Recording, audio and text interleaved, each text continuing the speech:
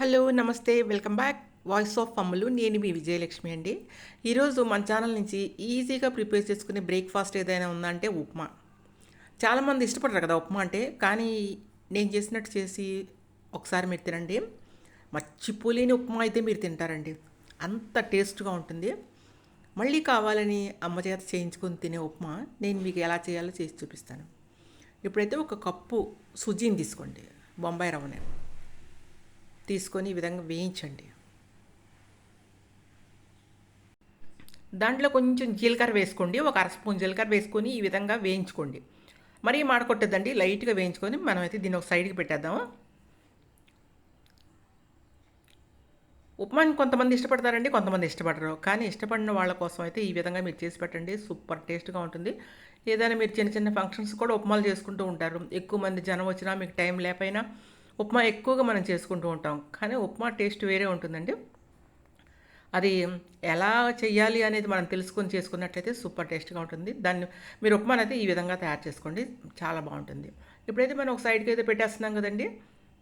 ఇదిగో దాంట్లో జీలకర్ర కూడా ఆల్రెడీ మనం వేసేసాం. ఇప్పుడైతే ఒక పాన్ తీసుకోండి, దాంట్లో నెయ్యి వేసుకుంటే చాలా బాగుంటుంది కదా ఉప్మాలో. లేదు మాకు నెయ్యి అక్కర్లేదండి మేము తినము అంటే మీరు మామూలుగా ఆయిల్ వేసేసుకోండి, పల్లి ఆయిల్ కానీ ఏదైనా ఆయిల్. ఎంత వేస్తారు ఆయిల్ అంటే ఒక 4 టేబుల్ స్పూన్ల వరకు వేసుకోండి. వేసుకొని కొంచెం మినపప్పు వేసుకోండి, పావు స్పూన్ మినపప్పు, పావు స్పూన్ జీలకర్ర, 2 ఎండుమిర్చి, శనగపప్పు, కొంచెం ఆవాలు. ఈ విధంగా తాలింపు అయితే పెట్టుకోండి. జీడిపప్పులు ఏమైనా వేసుకోదలుచుకుంటే జీడిపప్పుని అయితే జీడిపప్పు వేస్తున్నాను. ఒక 10-15 వరకు జీడిపప్పులు అయితే వేసుకున్నాను. అల్లం ఉంటుంది కదా, అల్లం తురిమి వేసానండి. ముక్కలు కూడా నోటికి తగలకుండా అల్లాన్ని, ఒక అంగుళం అల్లాన్ని తురిమి వేసాను. పచ్చిమిరకాయలు ఒక 4 తీసుకున్నాను. దీంట్లో కారం ఏంటంటే పచ్చిమిర్చి కారం మాత్రమే.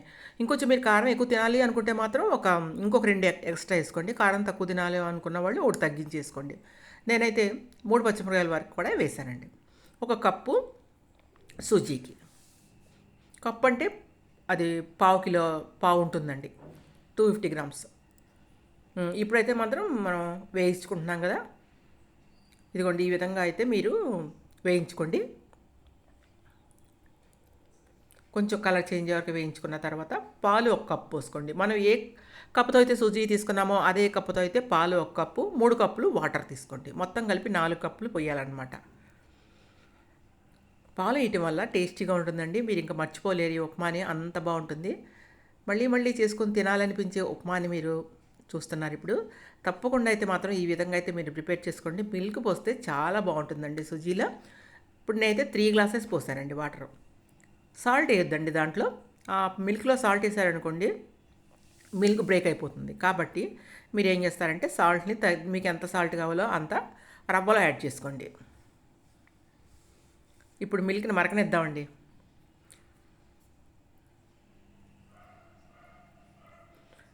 ఉప్మాని చాలా రకాలుగా చేసుకోవచ్చండి.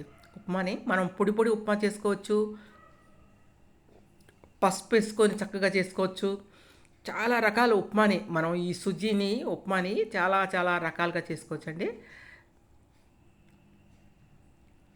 దాంట్లో ఇదొక పద్ధతి, అందరూ తినే పద్ధతి, టేస్టీ పద్ధతి అనమాట. ఇదిగోండి మనకైతే మిల్క్ మరుగుతున్నాయి, పక్కనైతే సుజీ వేగి మనం పక్కన పెట్టుకున్నాం ఒక సైడ్కి వేయించి. ఇప్పుడు ఈ సుజీని మరిగిన మిల్క్లో అయితే పోసేద్దామండి. కొంచెం వీడియో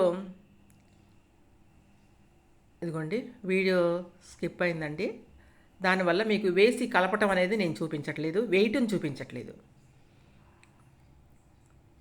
వేసేసానండి. ఇప్పుడు చూడండి, వేసేసిన తర్వాత ఈ విధంగా అయితే తిప్పుకోండి.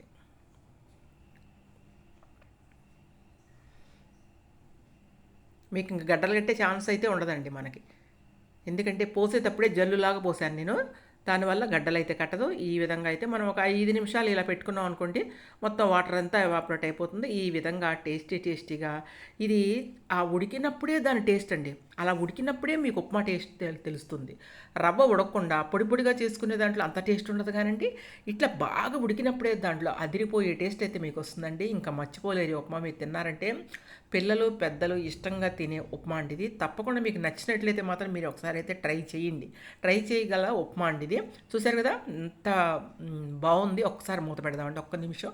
అలా మూత పెట్టి అలా తీసేసి ఇప్పుడు ఇగో చూసారు కదా, ఇప్పుడు మనం దీన్ని సర్వ్ చేసుకుందాం ప్లేట్లోకి.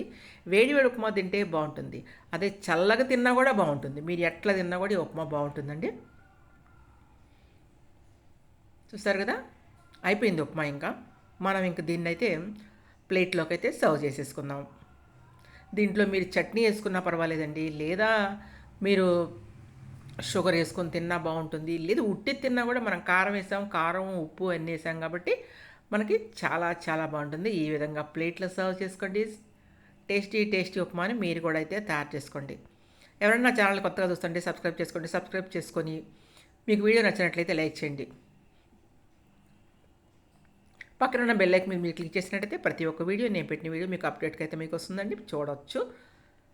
అనేక రకమైన వీడియోస్ పెడుతూ ఉంటాను నేను. మంచి మంచి వెజ్, నాన్ వెజ్ ఇలా పెడుతూ ఉంటాను. తప్పకుండా అయితే మీరు పక్కన ఉన్న బెల్ ఐకాన్ మీద అయితే క్లిక్ చేయండి. చూడండి సూపర్ టేస్ట్గా ఉంది కదా. దీంట్లో షుగర్ వేసుకోవచ్చు, లేదా అలాగే తినచ్చు. జీడిపప్పులు అన్నీ ఉన్నాయి కదా. ఇదిగోండి, ఇంకా చూసారు కదా, ఇంకా తినేయచ్చండి. వేడి వేడిది ఇంత కూడా ఒకళ్ళు తినే ఛాన్సెస్ ఉందండి, అంత టేస్ట్గా ఉంటుంది. థ్యాంక్ యూ వాచింగ్ అండి. Thank you watching my video. Bye bye. రేపైతే ఒక మంచి వీడియోతో అయితే మేము ముందుకు వస్తానండి. అంతవరకు కూడా మరి మనకి సెలవు.